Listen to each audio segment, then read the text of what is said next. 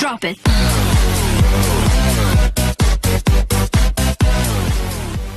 Assalamualaikum warahmatullahi wabarakatuh. Shalom. Om Swastiastu, Namo Buddhaya.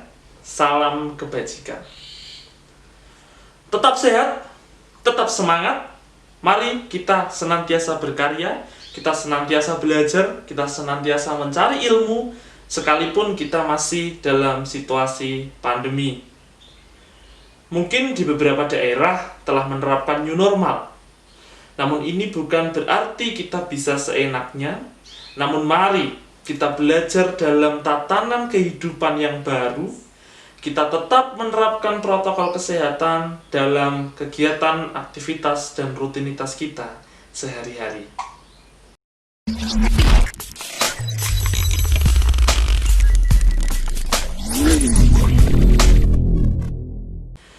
Oke, saat ini saya akan membawakan dan menyampaikan materi layanan bimbingan dan konseling mengenai perilaku asertif. Apa itu perilaku asertif? Mari tonton terus video ini sampai akhir.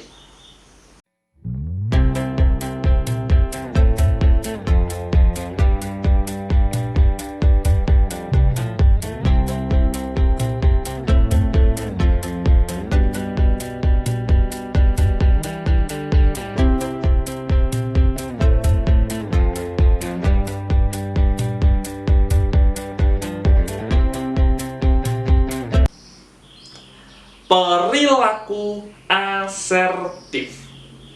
Saat kita akan membicarakan suatu topik, tentunya kita harus tahu dulu apa itu asertif itu. What is asertif? Gitu. Nah, pengertian dari asertif sendiri adalah suatu kemampuan untuk mengkomunikasikan pikiran, perasaan, maupun keinginan kita secara jujur kepada orang lain tanpa merugikan orang lain. Apabila kita mampu mengekspresikan perasaan negatif, ini patut untuk kita garis bawah, perasaan negatif. Karena apabila positif itu akan terasa lebih mudah. Sebagai contoh, kamu cantik. Wah, saya senang sekali. Kamu kok baik banget. Itu adalah contoh pengekspresian yang positif dan itu terasa lebih mudah. Namun saat kita mampu mengekspresikan perasaan negatif, ambil contoh, marah, jengkel, kita protes, dan kita mampu menyampaikan itu secara jujur dan terbuka tanpa menyalahkan orang lain, disitulah kita sudah berperilaku asertif. Sehingga kesimpulannya adalah perilaku asertif itu tidak terbatas pada poin-poin positif saja, namun juga dalam aspek-aspek negatif. Itulah pengertian dari asertif. Kau tinggal turun naik, kau tinggal turun naik, kau tinggal turun naik terus, kau tinggal turun naik. Nah, sekarang kita sudah tahu apa itu asertif. Lantas kalau ada asertif, apakah ada non-asertif? Ya. Dia tidak mengungkapkan, dia tidak mengekspresikan, dia tidak menyatakan kepada orang lain, dia cenderung diam, namun hanya diakhiri dengan menggerutu atau batin, yang itu tidak akan diketahui oleh orang lain apa yang menjadi perasaannya, yang ingin diungkapkan, dan seterusnya. Yang lebih parah lagi, agresif. Agresif ini kebalikan dari asertif. Dia cenderung untuk merendahkan, untuk mempermalukan, untuk melecehkan, kasar, marah-marah, dan pada akhirnya cenderung merugikan orang lain. Sehingga sekarang kita tahu bahwa ada 3 hal, yaitu orang yang asertif, non-asertif, atau agresif. Termasuk yang manakah Anda?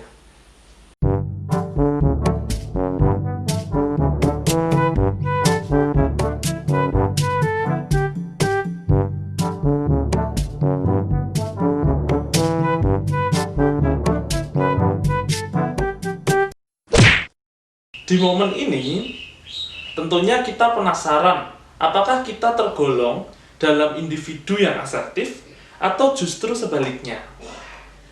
Ada 6 karakteristik individu asertif. 1. Dia mampu dan terbiasa mengekspresikan perasaan pada orang lain.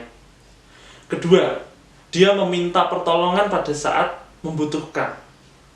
Ketiga, tidak segan-segan untuk bertanya pada saat terjadi kebingungan, membutuhkan jawaban, dan sebagainya. Keempat, apabila terjadi perbedaan pendapat, akan mampu untuk jujur, terbuka, apa adanya. Kelima, memandang mata dan wajah dari lawan bicaranya pada saat dia melakukan interaksi. Dan yang keenam, berani untuk berkata tidak pada saat dia tidak ingin melakukan sesuatu. Itu adalah 6 karakteristik dari perilaku asertif.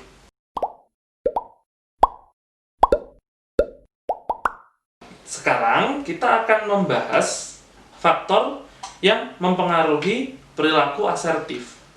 Mengapa orang bisa asertif, mengapa orang non-asertif, mengapa orang agresif.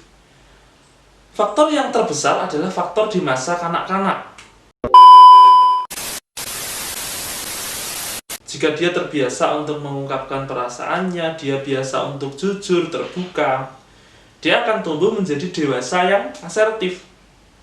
Sementara saat di masa kanak-kanak dia takut-takut, dia merasa mungkin akan mengecewakan orang lain, dia tidak terbiasa mengungkapkan apa yang ingin dia lakukan dan seterusnya, akan membentuknya menjadi pribadi yang non-asertif.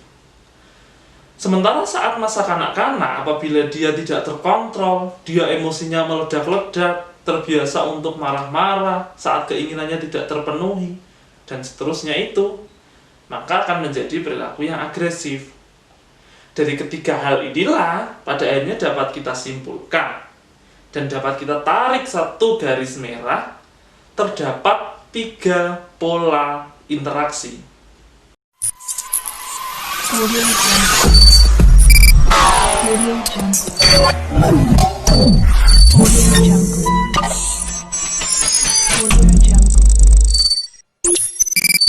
Pola interaksi yang pertama, I am not okay, you are okay. Artinya, saya tidak oke, yang penting kamu oke. Di sini saya harus yakin bahwa apa yang saya lakukan, apa yang saya katakan itu tidak menyinggung perasaan orang lain. Pola ini biasanya dilakukan oleh orang-orang yang non-asertif. Di sini dia menjadi individu pribadi yang pasif dengan alasan takut mengecewakan orang lain. Pola interaksi yang kedua, I am okay, you are not okay. Atau saya oke, kamu tidak. Di sini kita merasa bahwa kamu layak untuk mendapat kemarahan, hinaan, cacian, dan seterusnya dari saya. Ini biasanya pola interaksi yang dilakukan oleh individu agresif, karena dia cenderung membuat orang lain tidak nyaman. Pola interaksi yang ketiga, I am okay, you are okay. Jadi saya yakin dan saya merasa bebas untuk mengungkapkan apa yang ingin saya ungkapkan, serta saya bertanggung jawab atas hal tersebut.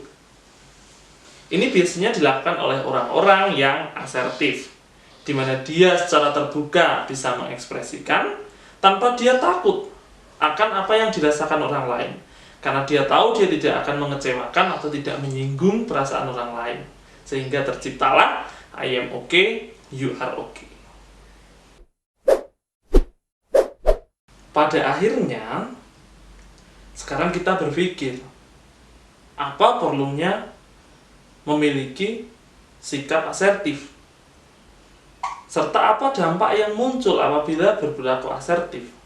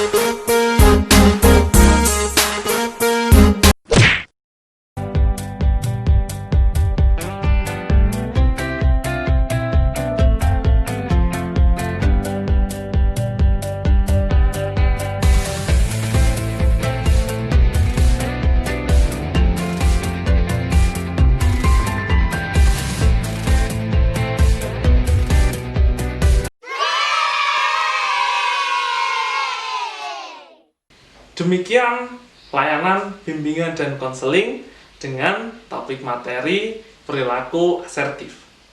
Kiranya ini boleh berguna dan berdampak baik untuk kita semua.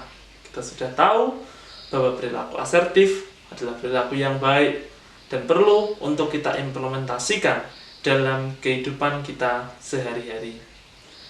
Terima kasih. Wassalamualaikum warahmatullahi wabarakatuh. Om Santi Santi Om.